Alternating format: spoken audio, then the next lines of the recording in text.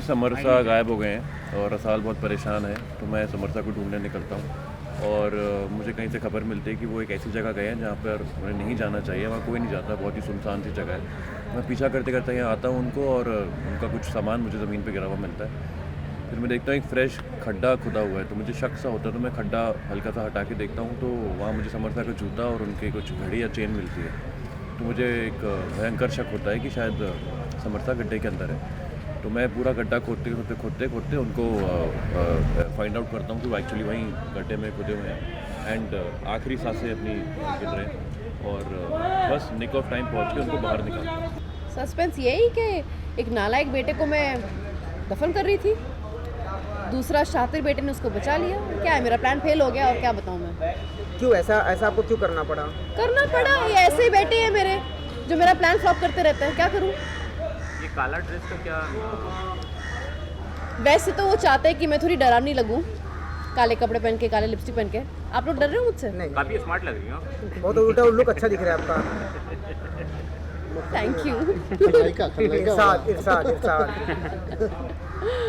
तो ऐसा लग रहा था रूम में कुछ जादू टोना कर रहे हैं आप कुछ है? नहीं, ये वैसी दहशत फैलानी है कि मैं कोई जादू टोना कर रही हूँ, लेकिन कुछ कर नहीं रही हूँ। मैं बस बैठ के अपना प्लान कर रही हूँ, यहाँ पे ऑपरेट कर रही हूँ अपने ऑफिस से। सीक्वेंस ये है कि कनक को पूरी तरह चकोरी ने ट्रैप कर लिया है अपने जाल में।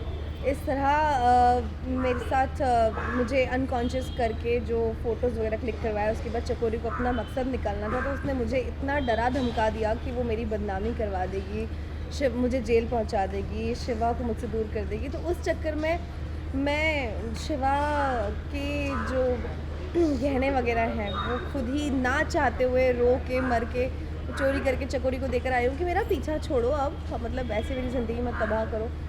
पर उस बीच मेरे और शिवा के बीच में काफ़ी प्रॉब्लम्स हो गई और चकोरी पूरी कोशिश कर रही है कि मैं और वो दूर हो जाए। और पता नहीं वो ऐसा क्यों कोशिश कर रही हैं, क्योंकि वो कहीं कैसे कुछ भी करके शिवा को खुश नहीं देखना चाहती। और उसे पता है कि शिवा की अगर लव लाइफ में मैरिज लाइफ में प्रॉब्लम्स होंगी तो वो खुश नहीं होगा, उसकी बहन को भी प्रॉब्लम्स होगी तब भी वो खुश नहीं होगा। बट मोस्टली जो है चकोरी मुझे ही टारगेट करती रहती है।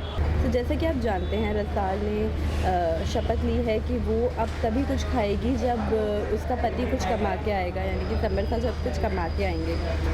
तो वो भाई से भी बोलती है कि अब आप सपोर्ट मत करिए, क्योंकि कब तक हम लोग आपके सहारे पे जिएंगे। तो बस इसी मुद्दे पे समर बाहर जाते हैं काम मांगने के लिए गांव में, और वो काम मांगने जाते हैं तो कुछ लोगों से उनकी लड़ाई हो जाती है और चकोरी मासा की प्लानिंग होती है। शायद वो उन्हीं के कुछ बंदे होते हैं, उन्हीं के कुछ गांव वाले होते हैं, तो उनको बोला जाता है कि इसको गड्ढा खुदवा के काम के बहाने से और उसी गड्ढे में दफन कर दो। जैसे कि समर है, तो समर का जो काम धाम था वो चकोरी के साथ ही बाहर चला गया, क्योंकि वो एक फाइनेंसर थी जो उसको सपोर्ट करती थी, पैसा देती थी। अब क्या है कि जो एक लड़की है रसाल, वो मतलब होता है ना, खुददारी होनी चाहिए कि भाई अपना ही पैसा खाएंगे, अपने पति का पैसा खाएंगे। तो बोलती कि जब तक समर साहब नहीं कमाएंगे मैं अन्न अपने हलक से नीचे नहीं उतारूँ। तो उसमें क्या है कि अब मुझे काम के लिए बाहर निकलना पड़ा है, लेकिन कोई भी जॉब पाना उतना आसान नहीं होता, क्योंकि चकोरी गई है तो डेफिनेटली उसकी एक पावर है। तो वो लोग जो है मेरा मजाक उड़ा रहे हैं कि यार इतने बड़े घर का लड़का होकर और जो है 2-4 रुपयों के लिए तू हाथ फैला रहा है, ठीक है। तो वो उसको नौकरी के लिए ताने देते हैं, लेकिन उसको ये है कि यार आज ही मुझे चाहे कुछ भी पैसा कमाना है, मुझे वो पैसा लेके जाना है घर, अपनी बीवी को देना है, ताकि हम दोनों बैठ के जो भी खाना हो वो खा सकें। और देन जो है उसका जो षड्यंत्र है वो रचा हुआ है। तो एक इंसान बोलता है कि आप खड्डा खोद लीजिए, मैं आपको 500 रुपये दूँगा। तो वो सब एक स्ट्रेटजी है, जहाँ मुझे खड्डा खोदने के बाद वो लोग मुझे दबा देते हैं। तो उस सीन में जो है मेरे हालत आप लोग देख सकते हैं, जो हालत है वो तो बहुत ख़राब हो गई है, लेकिन बहुत हेक्टिक था और जिसमें काफ़ी सारा दर्द, पेन, क्योंकि कई घंटे लग जाते हैं। कुछ सीन ऐसे होते हैं जिसमें आप टाइम टेकिंग होते हैं और बहुत अच्छे से शूट करना पड़ता है। तो सब कुछ मतलब काफ़ी हद तक रियलिस्टिक था।